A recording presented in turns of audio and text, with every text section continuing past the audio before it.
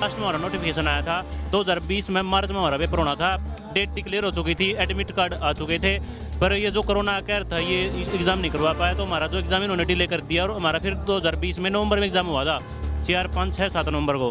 फिर हमारा 26 नवंबर को रिजल्ट आ गया था, जिसका जो पास हो गया वो पास हो गया, उसका PFT आता फिर जनवरी में 2021 में जनवरी में उसका फिजिकल आया था। और फिर फिजिकल देने के बाद फिर फेज़ 2 के बाद हमारा मेडिकल हुआ फरवरी में। फिर फरवरी में मेडिकल होने के बाद हमारी PSL आनी थी 30 अप्रैल को। इन्होंने 1 महीना डिले करके 31 मई को हमारी PSL दे दी थी। PSL मतलब होता है प्रोविजनल सिलेक्शन लिस्ट, मतलब ऑल इंडिया में रैंक दी जाती है कि भाई आपकी इतने बच्चों में से इतनी रैंक है। वो लगभग 7-10,500 बच्चों की PSL आई थी, उसमें मेडिकल फिट और अनफिट वाले दोनों थे। तो 3 से 4 हज़ार बच्चे अनफिट थे, उसमें लगभग 7,000 के आसपास बच्चे उसमें फिट थे, मतलब जिनका हम कह सकते हैं कि सिलेक्शन की कगार पर थे वे। उसमें से फिर इनरोलमेंट बननी थी, लगभग 5 से 6 हज़ार वैकेंसी ये हर साल निकालते थे, तो उसमें से 5 से 6 हज़ार इनको सेलेक्ट करने थे। 7,000 में से लगभग 1,000 से 2,000 बच्चे उसमें से निकालने थे।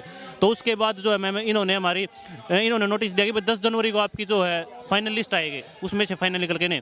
तो फिर 10 जून को फिर 8 जून को एक नोटिस आता है कि आपकी 26 जून को आएगी। फिर इन्होंने 26 जून को हमने पूरा टाइम वेट किया, सारा काम किया, लेकिन उसके बाद भी नहीं आई। अगले दिन 27 को भी कोई नोटिस नहीं आया। 31 जून को नोटिस आता है कि आपकी जो है एडमिनिस्ट्रेटिव रीजन के कारण जो एनरोलमेंट है वो डिले है, जिसको हम फाइनल लिस्ट बोलते हैं।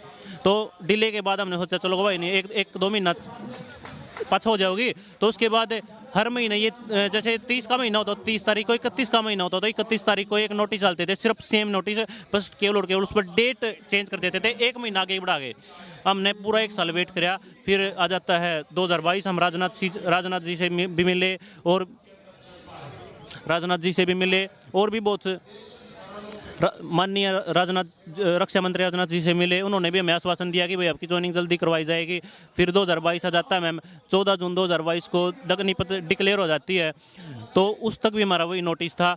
तो फिर आपके माध्यम से ही एक मतलब सर से पूछा गया कि जो पेंडिंग भर्ती है वो क्या होगा। तो सर ने मतलब उसमें प्रेस कॉन्फ्रेंस में बताया गया कि जो पेंडिंग रिक्रूटमेंट है वो सारे कैंसिल हो चुके हैं, अब जो भी भर्ती होगी वो अग्निपथ के तहत होगी। मैम अब बता दो हमारा क्या गलती है इसमें, हमने तो पूरा प्रोसीजर कंप्लीट किया था। बस पूरा प्रोसीजर कंप्लीट करने के बाद लगभग 3 साल से आप सरकार से मांग कर रहे हैं, आपको 1 साल तक डिले किया गया, 1 महीने, 2 महीने, 3 महीने, उसके बाद 2 साल पहले आपको ये बताया गया है कि अब भर्ती अग्निपथ के तहत। 2020 में जब हमारी भर्ती चल रही थी मैम, तो कोरोना के टाइम पे उन्होंने ऑफलाइन भर्ती करवाई थी। वो तो हम सीनियर थे, वो जूनियर थे, उनकी तो करवा दी ज्वाइनिंग उन्होंने 2022 में जनवरी फरवरी में, लेकिन हमारे नहीं करवा पाए। हमारे जूनियरों की करवा दी लेकिन सीनियरों की नहीं करवा पाए। रैली के थ्रू भर्ती करके इन्होंने उसकी ज्वाइनिंग करवा दी। हमारी भर्ती पहले आई उनसे, लेकिन हमारा प्रोसीजर लेट करके इन्होंने उनकी ज्वाइनिंग करवा दी। उनका इतना आसान प्रोसीजर करे इन्होंने, हमने इतना डिफिकल्ट प्रोसीजर कंप्लीट किया, सारे काम करे, लेकिन ज्वाइनिंग नहीं दे पाए। तो आपको क्या लग रहा है कि सरकार गुमराह कर रही है इस तरीके से? सरकार बिल्कुल गुमराह करने का काम कर रही है। अगर ये बच्चों को गुमराह करेंगे तो फिर आगे इलेक्शन आवे है। यहाँ पे कई सारे लोगों से बातचीत करने के दौरान पता चला कि आपके 100 साथियों ने सुसाइड भी कर लिया इसकी वजह से। बिल्कुल मैम, हमारे बहुत सारे नौजवान साथियों ने इस पे नहीं सहन कर पाए तो उन्होंने सुसाइड भी किया है। तो क्या कर सकते हैं वो तो कई लोग ऐसे होंगे इनमें से जो कर्जा लेकर के पढ़ाई कर रहे होंगे। कर्जा लेके बिल्कुल मैम, जो फौज में जाने का सपना देखता हो बिल्कुल ही गरीब घर से बिलोंग करता, क्योंकि कोई मतलब इतना अमीर होता तो फौज में तो शायद वो ना ही जाता, क्योंकि हमने कभी अफसर बालक नहीं देखे, कभी MLA MP बालक नहीं देखे फौज में जाते हुए। हमारे जैसे नॉर्मल बालक जावे हैं। फिजिकल किया जो पुरानी भर्ती के तहत थी, उस प्रक्रिया के तहत हम लोग सिलेक्ट हो चुके थे। अग्निवीर तो अभी आई है 2 साल बाद, तो इससे हम लोगों का अग्निवीर से कोई लेना देना है ही नहीं। आप वही कह रहे हैं कि पुरानी भर्ती के तहत आपकी भर्ती होनी चाहिए। तो हाँ, तो अब आपकी क्या मतलब कब तक आप लोग यहाँ बैठेंगे? सरकार की तरफ से कोई क्रिया प्रतिक्रिया आपको लग रहा है कि आएगी? नहीं, सरकार से प्रक्रिया जरूर आएगी, क्यों नहीं आएगी। जब तक उनको मुझे लग रहा है सरकार को आज नहीं तो कल ये हक देना पड़ेगा।